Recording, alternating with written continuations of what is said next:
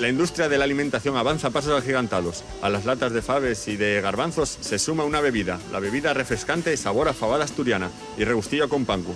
Vamos a hacer una cata pública para ver a los ciudadanos qué opinan de esta nueva forma de expresión. Ha salido al mercado una bebida sabor a fabada asturiana. Quería saber qué le parece. Uy, hijo mío, se hace muchos aires. Qué asco, ¿no? Hay tropezones también. Nada, debe saber a hostias, fijo, muy mal. ¿Tú crees que acompañaría bien a la comida?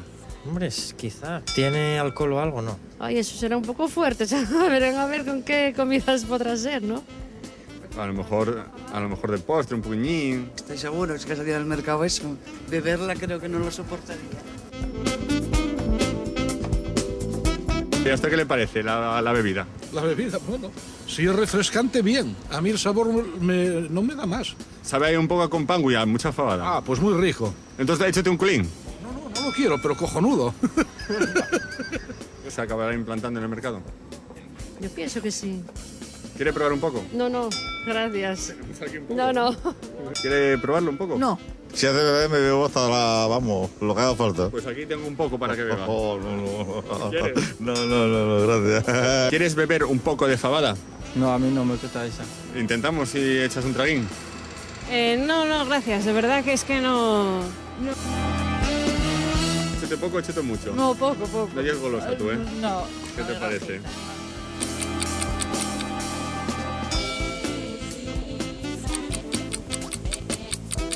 Está buenísimo. Esto no es una manera ortodoxa. Vamos a echar ahí al chaval un poco de culín. ¿Cuánto quieres? No, una gota nada más, ¿eh? Una gota. A lo mejor te gusta y después quieres más, ¿eh? Vale, con esto. No había ni caído. ¿Quieres más ahora? No, ya no. Muy dulce para mí. ¿El regustiga con pan no te hace? No, pero... No. Más bien me sabe como melocotón. Fabada, faves y verdinas. Y ya han visto, toda la gente que ha probado la auténtica y refrescante bebida sabor fabada asturiana les ha gustado. Será que aquí somos de beber.